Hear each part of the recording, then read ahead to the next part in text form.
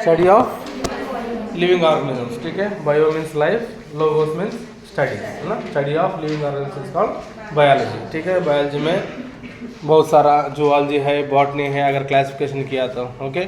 Biology is nothing but the study of living organisms. अभी हम उस स्टेज से पार हो गए, अभी बीएससी में आ गए ना, डिग्री लेवल पे आ गए। अभी डिग्री लेवल पे क्या है, जो हमारा you know that we are nursing profession, okay. अभी हम नर्सिंग प्रोफेशन में आ गए। इसका मतलब हमारा बेसिक जो स्ट्रक्चर है ह्यूमन बॉडी का, जो अनाटॉमी फिजियोलॉजी जानना बहुत ज़रूरी है। अगर ये नहीं जान पाए तो we can't able to render our care sophisticatedly, okay. Knowledge is power, okay. इसलिए हमारा जो ह्यूमन बॉडी का जो नॉलेज है बहुत ज़रूरी है, ठीक है। हम देखते हैं आज कुछ डेफिनेशंस देखते हैं, इसका आगे कुछ टर्मिनोलॉजी भी देखते हैं। Anatomy, anatomy is the study of structure and function of the body. Structure and function of body को स्टडी करने के लिए अनाटॉमी बोलता है। और इस जो term anatomy is called by Aristotle. कौन है अरिस्टोटल? ए ग्रीक फिलोसोफर था, ठीक है। He worked in 384 to 322 BC and the anatomy, the word anatomy was coined by him and he only started the subject anatomy, क्योंकि उस समय इतना develop नहीं था, फिर भी ग्रीक फिलोसोफर BC उन्होंने शुरू किया, ठीक है।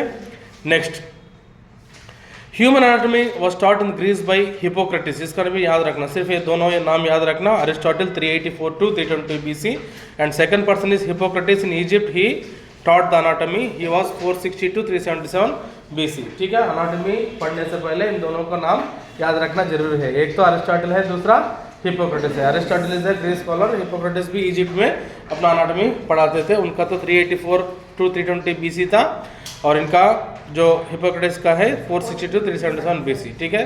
This is the starting biography of 2 scientist, okay. हम सब डिविजन्स देखते हैं। सब डिविजन्स में क्या है, अनाटॉमी का मतलब आपने समझ गए ना, जो स्ट्रक्चर पढ़ने वाला। ग्रॉस अनाटॉमी, इसमें जो थोड़ा क्लासिफिकेशन है अनाटॉमी में, सबसे पहले gross anatomy, it is the study of structure of human body usually with naked eyes, ठीक है। व्हाट इज कॉल्ड, ये नर्सिंग में इंस्पेक्शन जो वर्ड है बहुत महत्वपूर्ण है, बहुत इंपॉर्टेंट है। इंस्पेक्शन मतलब क्या है आपके हिसाब से? What is inspection? आपको पता है स्कूल में इंस्पेक्शन होते रहते हैं ना, कोई बाहर से आता है इंस्पेक्शन करता है। फिर हमारा टर्मिनोलॉजी इंस्पेक्शन मतलब क्या है, जो हमें अपना नेकेड आई से देखते हैं उसको हम इंस्पेक्शन बोलते हैं, ठीक है। जो पेशेंट आता है, पेशेंट आते आते हम पेशेंट को देख के जो हम असेस करते हैं that is called as inspection, ठीक है। ग्रॉस अनाटॉमी मतलब जो है हम सिर्फ देख के जो बताएंगे, ओके। सिर्फ ह्यूमन बॉडी को देख के अगर समझाए तो उसको हम क्या बोलते हैं, ग्रॉस अनाटॉमी, ठीक है। ये सिर्फ टर्मिनोलॉजी है, आपका एग्जामिनेशन पॉइंट ऑफ व्यू में इतना मैटर नहीं करता, फिर भी नॉलेज होना चाहिए, ठीक है। ग्रॉस अनाटॉमी मतलब क्या है, नेकेड आई से जो हमें असेस करते हैं, which is called as gross anatomy. All these are the branches of anatomy. Anatomy तो बहुत बड़ा सब्जेक्ट है, इसमें बहुत सारा ब्रांचेस भी, जैसे पीडियाट्रिक्स में ब्रांचेस है, इवन हमारा मेडिकल सर्कल में बहुत सारे ब्रांचेस होते हैं। अगर पीडियाट्रिक बोलो तो बच्चे के डॉक्टर है, आपको पता होगा ना। और ऑर्थोपेडिक्स है तो, और रीनल के लिए अलग होता है, और पल्मोनोलॉजिस्ट होता है, लंग्स के लिए कार्डियोलॉजिस्ट होता है, न्यूरोलॉजिस्ट होता है। ऐसे ब्रांचेस सारा है ना, इसमें अनाटॉमी भी कुछ ब्रांचेस है, ठीक है। नेक्स्ट, सिस्टमिक अनाटॉमी देखो। सिस्टमिक अनाटॉमी मतलब क्या है, it is the study of the body systems. जैसे कल मैंने एक्सप्लेन किया, digestive system, respiratory system, circulatory system, nervous system, integumentary system. कल इंटेगुमेंटरी सिस्टम मैंने बोला नहीं, स्किन है, स्किन के ऊपर डर्मिस, एपिडर्मिस, लेयर्स होते हैं ना, ये हमने कल डिस्कस नहीं किया, वो छूट गया, कोई बात नहीं। वो सिस्टम वाइज अगर स्टडी किया तो उसको क्या बोलते हैं, हमें सिस्टमिक अनाटॉमी, समझ गया। ग्रॉस अनाटॉमी मतलब जो हमें आंखें से देखता है, जो हमें समझ आता है, that is gross anatomy. Systemic anatomy मतलब सिस्टम वाइज जो हम स्टडी करते हैं उसको हम सिस्टमिक अनाटॉमी बोलते हैं। Next, regional anatomy. What is regional anatomy?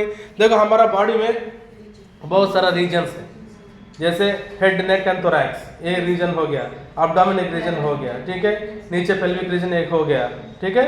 Upper limbs, lower limbs, region wise अगर हम स्टडी किया तो उसको रीजनल अनाटॉमी बोलते हैं, ठीक है।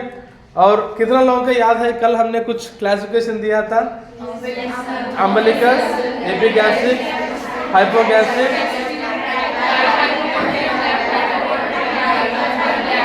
याद है ना, सबको याद है ना। और 2 प्लेन्स वी हैव डिस्कस, एक लॉन्गिट्यूडनल प्लेन है, एक ट्रांसवर्स प्लेन है, ये दोनों हमने डिस्कस किया था, ठीक है। आगे देखते हैं। देखो रीजनल एनाटॉमी मतलब हेड एंड नेक हो गया, थोरैक्स हो गया, अब्डोमेन हो गया, पेल्विस एंड बैक। मतलब this is also it is not systematic but a region. समझ गया? सिस्टमैटिक मतलब we don't cross that system. समझ गया? मान के चलो एक पेशेंट को कार्डियोलॉजी का प्रॉब्लम है और उसके साथ साथ न्यूरोलॉजी की भी प्रॉब्लम है। Neurologist will come and see only neurology, और उसको क्या है, कार्डियक रेफर करते हैं। The patient is refer to cardiology for further management. ये कहता है वो क्या है, he is only specific to his system. समझ गया?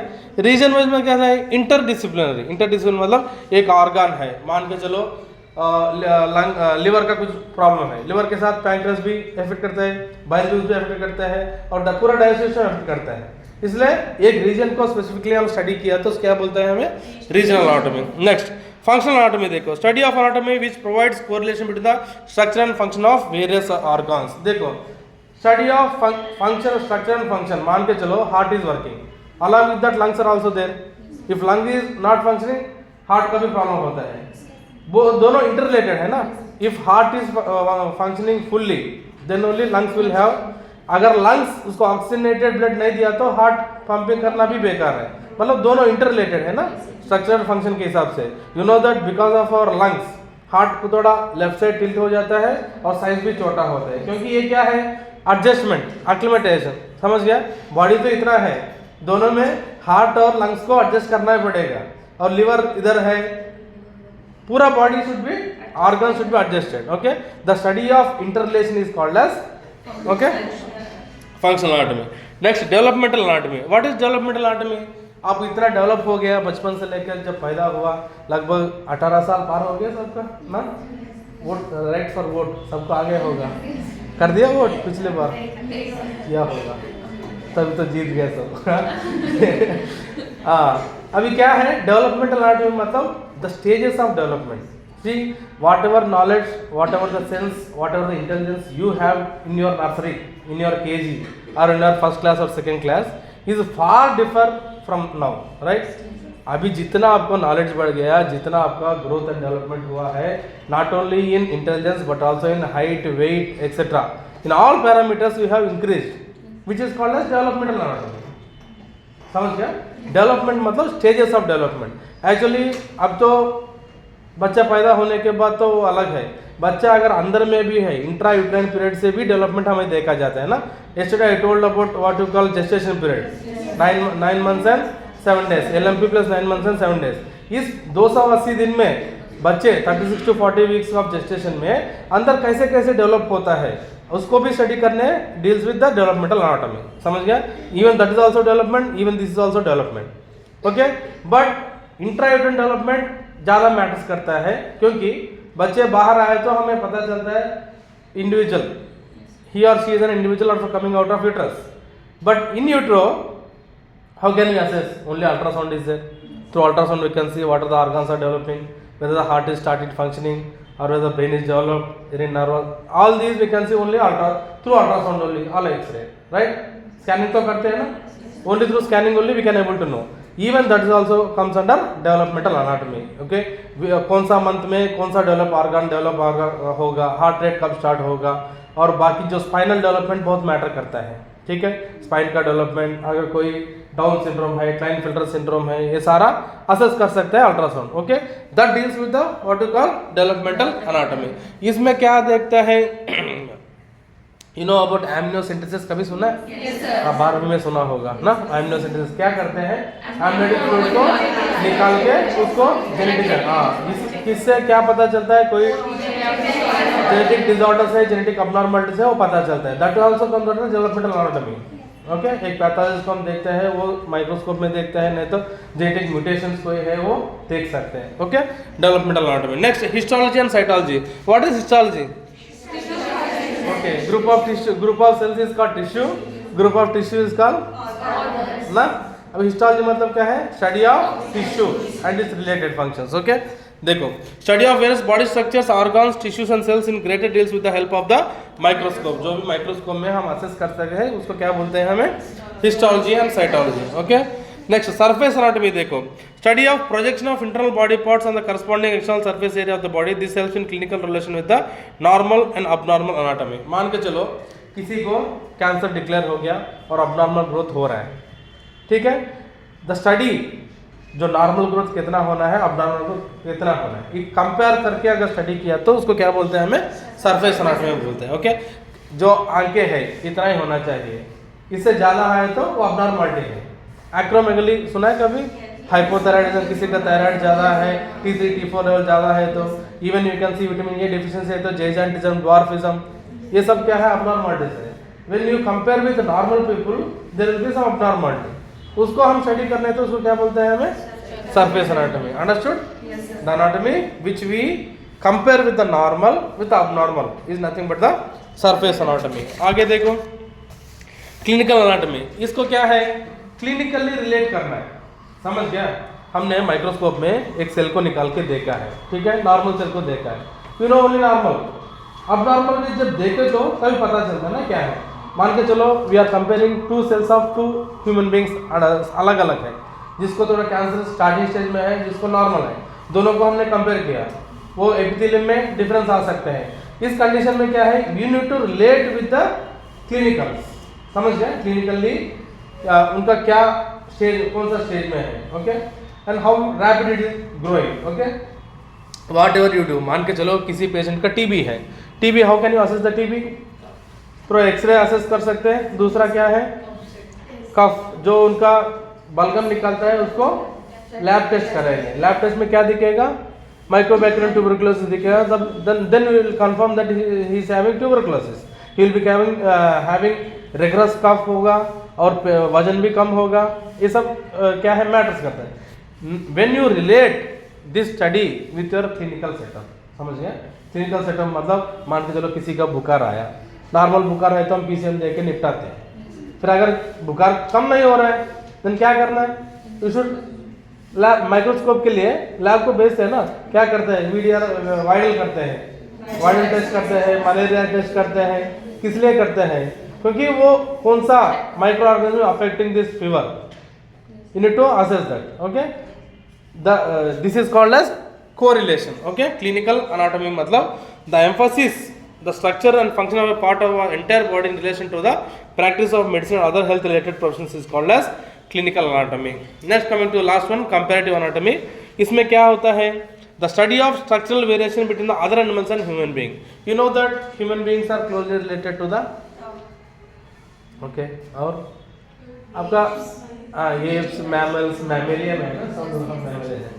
Normally during development मंकीज के बाद हम आ गए हैं ना, as the process of evolution, evolution तो पढ़ लिया ना आपने, तो एवोल्यूशन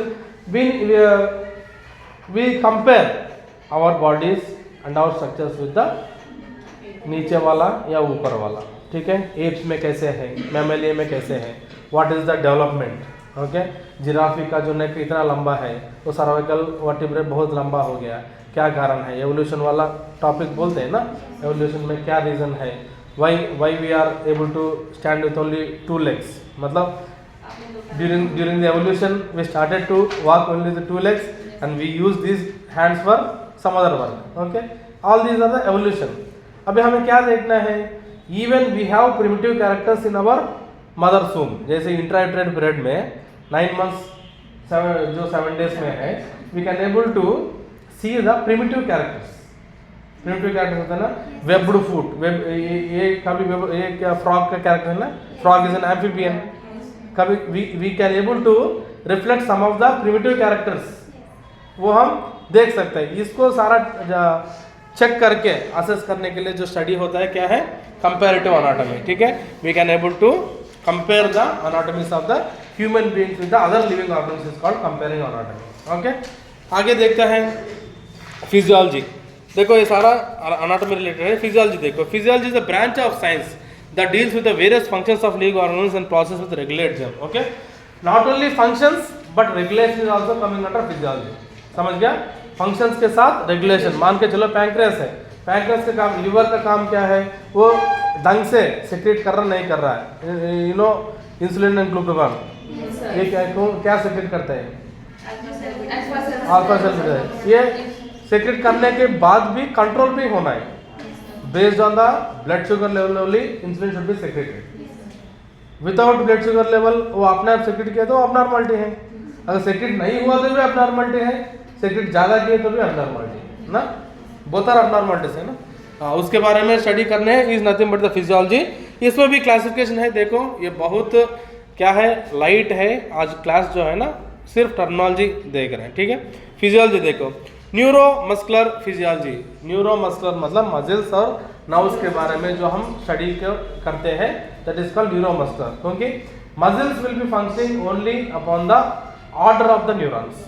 न्यूरॉन्स ब्रेन और स्पाइनल कॉर्ड के आदि में रहते हैं, जो ब्रेन बोलेगा वही जो नर्व्स मसल्स करेगा through nervous system, okay. Nerves आते हैं बेसन, ऐसे न्यूरॉन्स आते हैं, न्यूरॉन्स आने के बाद एफेक्टर नर्व बोलते हैं ना, एफरेंट और एफरेंट नर्व्स है, ठीक है। इवन टारगेट ऑर्गन्स भी है, टारगेट टिश्यूज भी है, ओके। जब न्यूरॉलजी सिस्टम फंक्शन करेगा तब मसल एक्टिव करेगा, you know cardiac muscle smooth muscle है, बहुत वो क्या है, बहुत सेंसिटिव है, बहुत सेंसिटिव है, और वो ढंग से काम नहीं किया तो ऊपर से प्रेशर ज़्यादा आता है ना। ये whatever we do we are under the control of brain, okay. जब हमारा नर्व्स फंक्शन होगा तभी ये सब आ सकता है।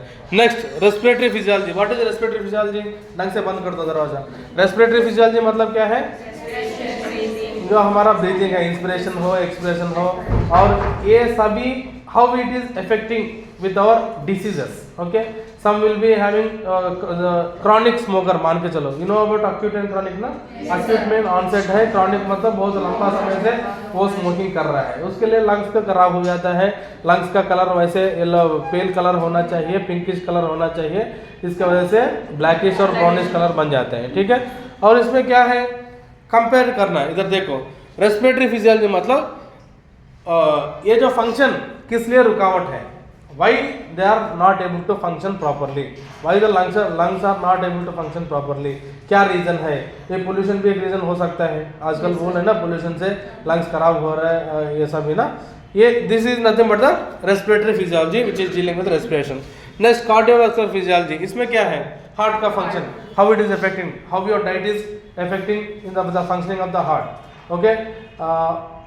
Weather you are doing regular exercise, heart के ज़्यादा बर्डन हो या नहीं, अगर हार्ट का बर्डन कम हुआ तो you will be healthy. There are lot of factors for this, whatever the daily activities of daily life will be affecting your heart functioning also, okay.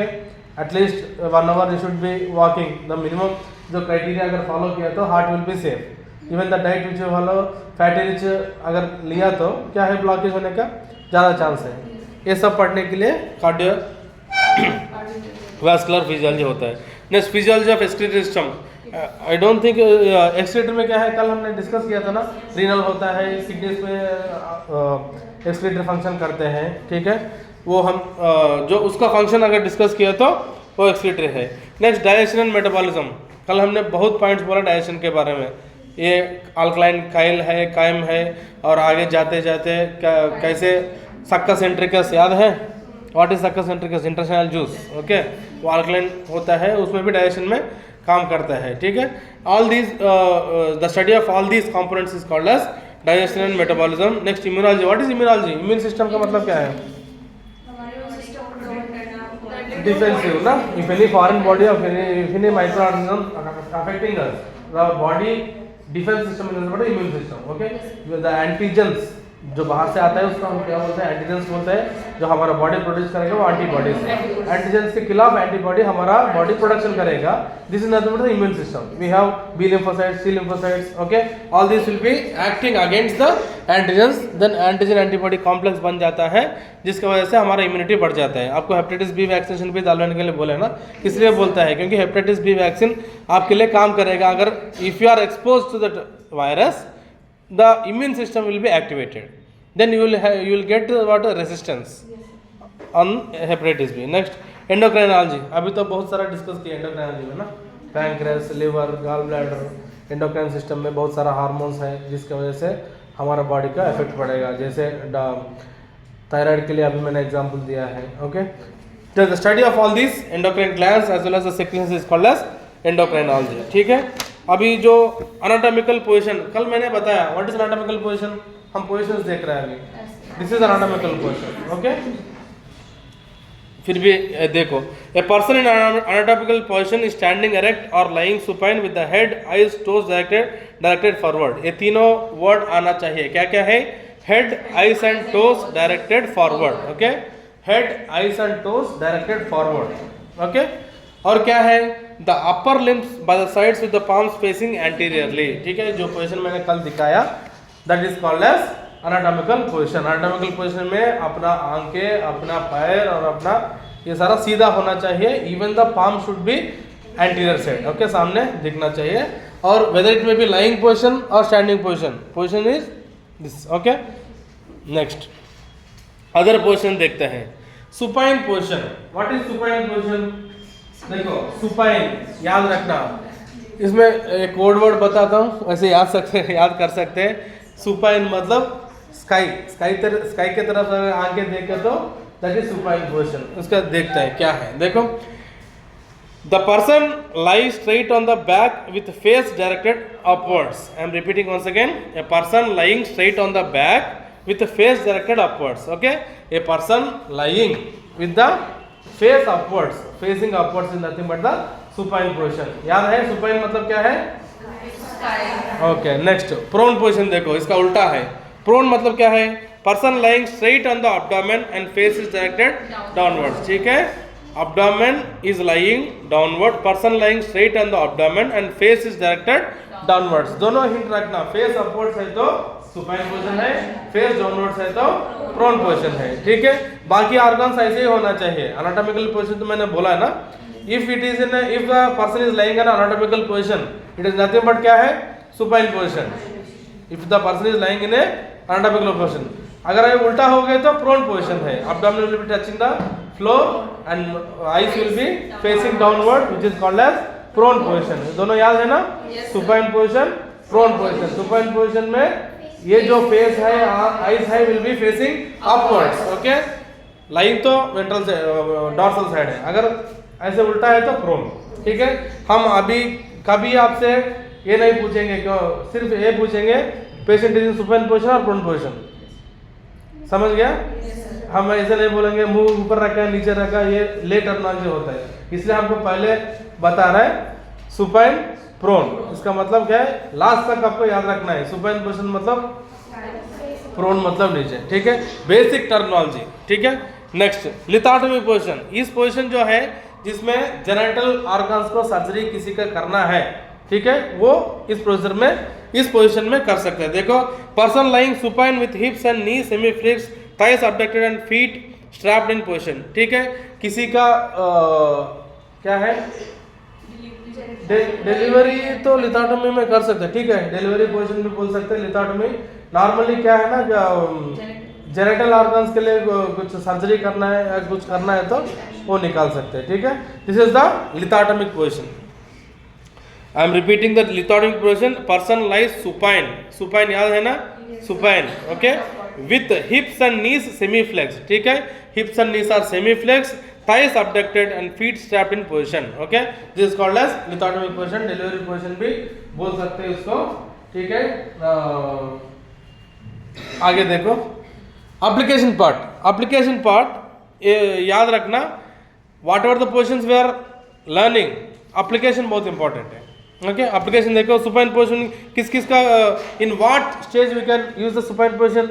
किसी का ECG निकालना है, supine position is preferable. Not only preferable, except supine position we cannot able to take the ECG, right?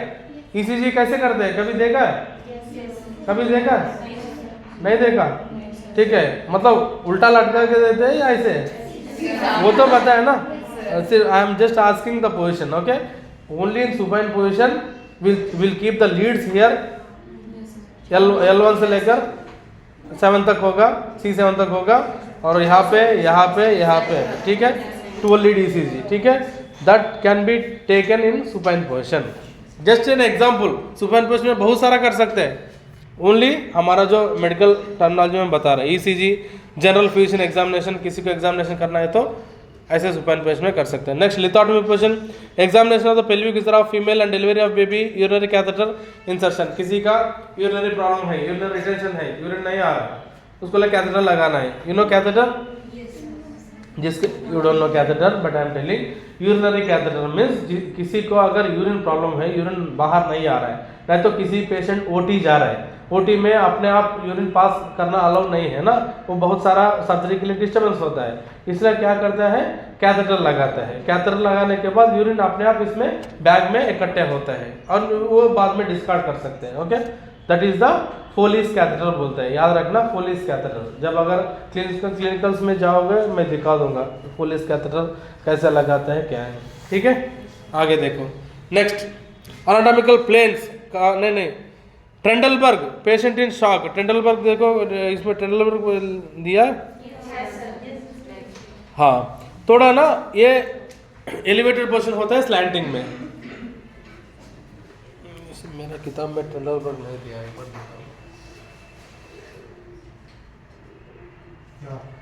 इस portion कब रखना है,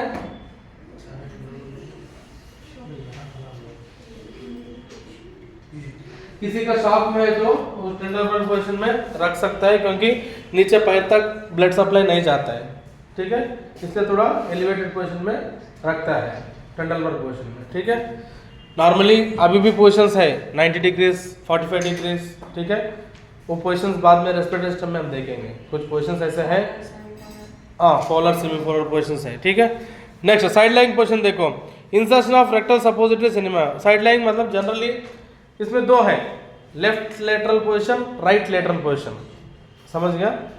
heart left side है, generally left lateral position is preferable for a patient. Okay, left lateral position मतलब lying on the left side, right lateral position मतलब lying on the right side. ठीक है, यहाँ पे कुछ प्रोसीजर दिया गया, क्या एनीमा देते समय देता है। एनीमा किसको देता है, ये सपोजिटरी है, किसी का स्टूल पास करने के कॉन्स्टिपेशन है, डिफिकल्टी इन पासिंग स्टूल्स है, उसको एनीमा देता है। ठीक है, एनीमा भी कैथेटर के साथ देता है, वो क्या है सोप सॉल्यूशन अंदर भेजता है, वो इसके बाद वो अपने आप होके फिर एलिमिनेट कर सकते हैं। ओके, कॉन्स्टिपेशन पेशेंट के लिए साइड लाइन पोजीशन प्रेफरेबल है। Next coming to the anatomical planes. अभी किडनी ऑपरेशन में सुपाइन है, सुपाइन है और वो ओटी में डिपेंड करता है और मैंने भी कभी देखा नहीं, नॉर्मली जो मेरा समझ आया सुपाइन है। ठीक है, नहीं तो हमारा पीछे होता है ना, नहीं प्रोन होता है, प्रोन होता है। ओटी में जाकर आपको ओटी में एक्सेस है ना, जाके देख लो, बहुत सारा सर्जरीज होता है। ठीक है, कार्डियक सर्जरी तो नहीं होता है, हमारे पास 4 ओटी है, 4 ओटी है।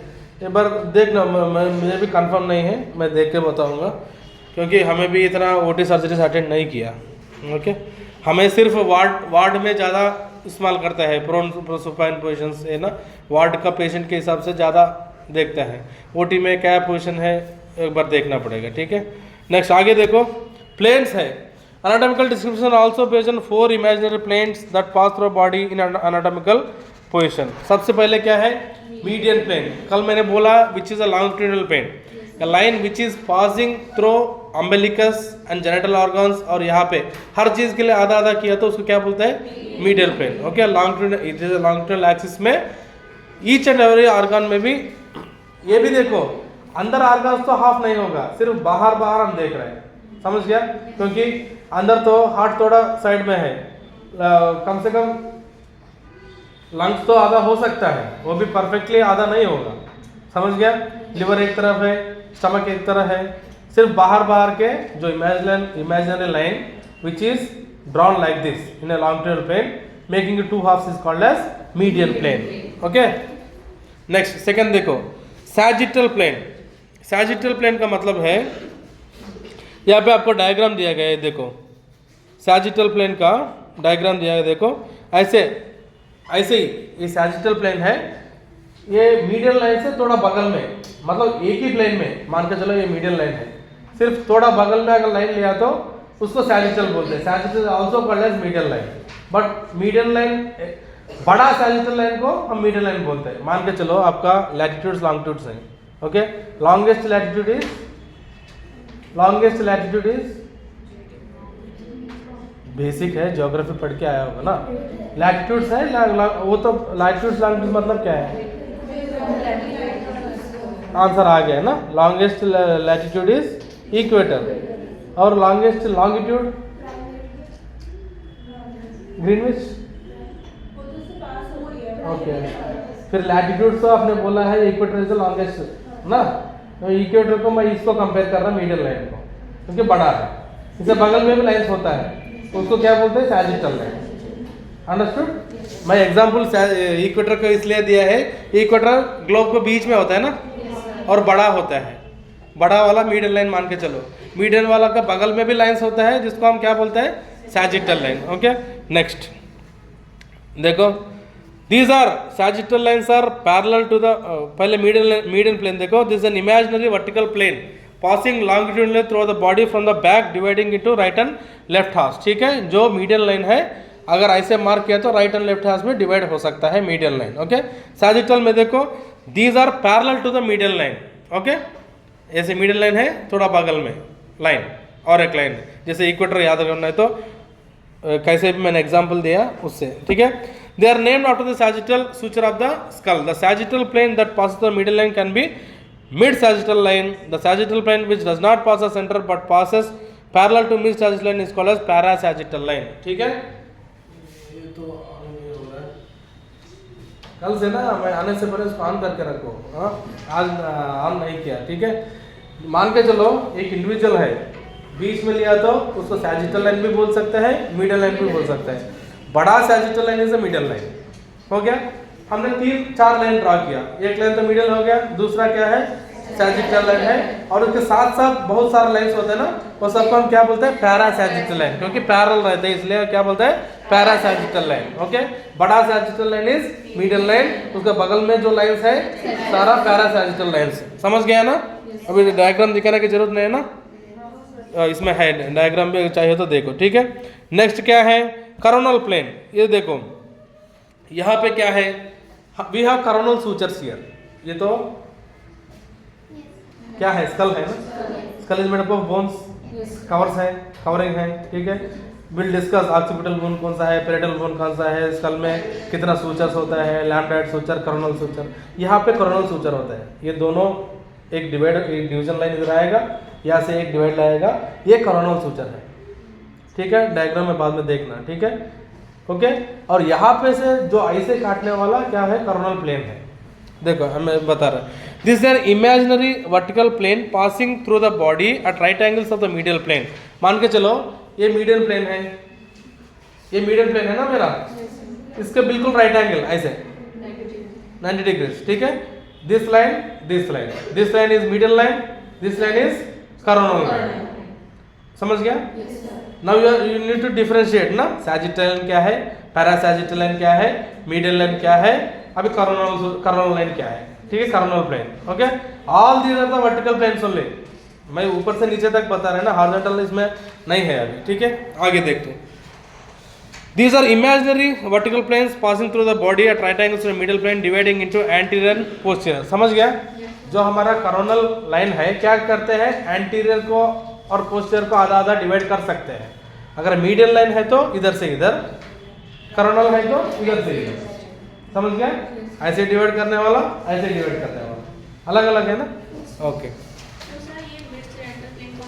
कौन सा, कहाँ है lateral plane, parietal, sagittal, sagittal axis. ये तो मैं बोला ना पैरा सैजिटल, मिड सैजिटल मतलब मिडिल ही तो है। हाँ, समझ आया? Sagittal, para sagittal, median, median का मिड सैजिटल भी बोल सकते हैं।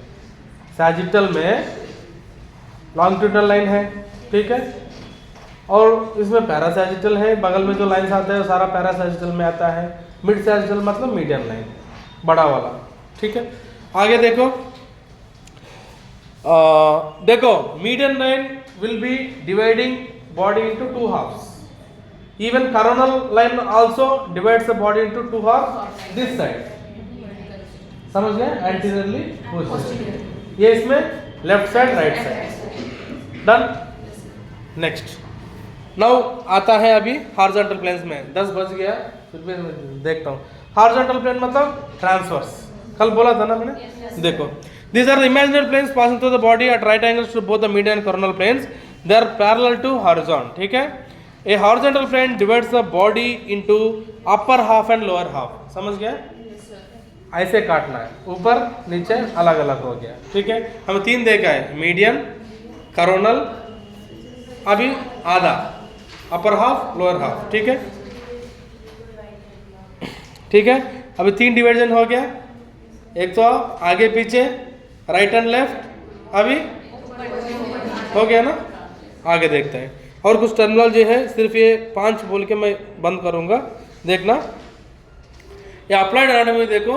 Knowledge about anatomical planes is important while reading radiography, CT and MRI as shown. ठीक है? यहाँ पे सीटी का 3 डायग्राम दिया, आप देख लेना.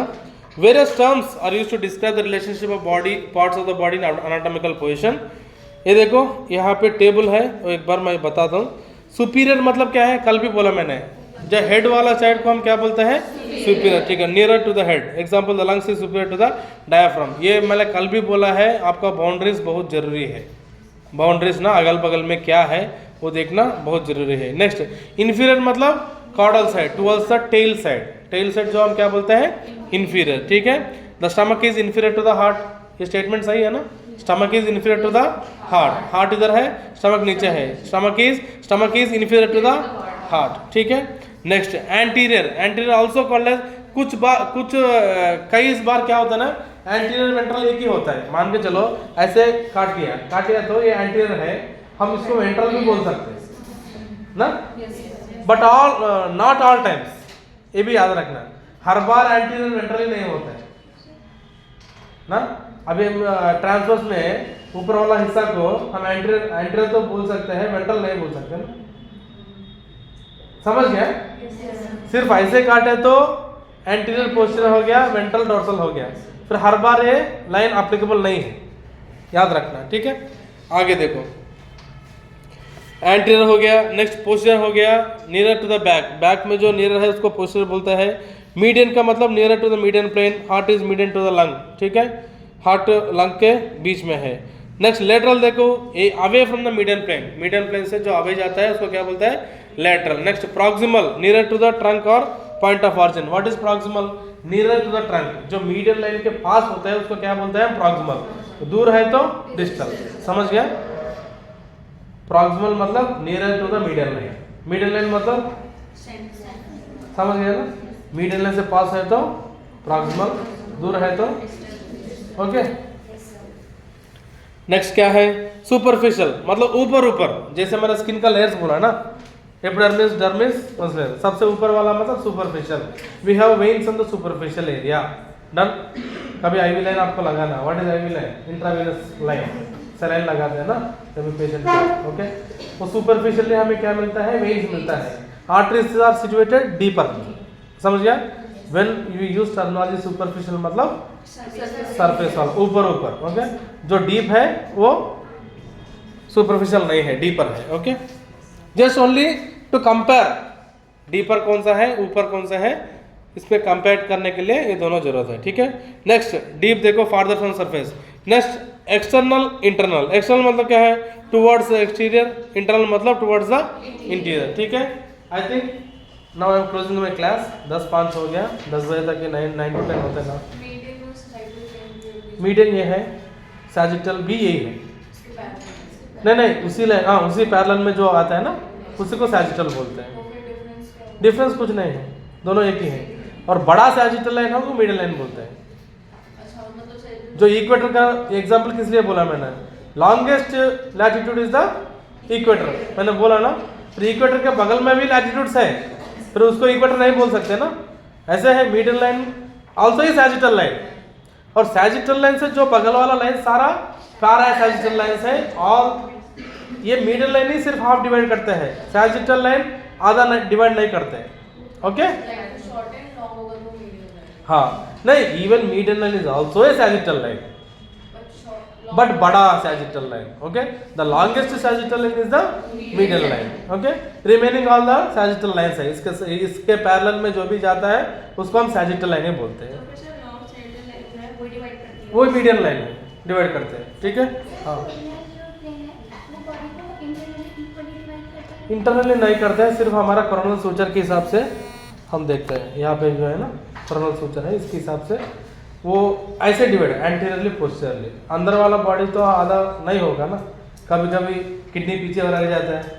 मान के चलो एक ह्यूमन बीइंग को ऐसे काटे तो पीछे ऑर्गन्स अलग हो जाते हैं, तो इसमें हार्ट में थोड़ा हिस्सा इधर आया, थोड़ा हिस्सा उधर जाता है।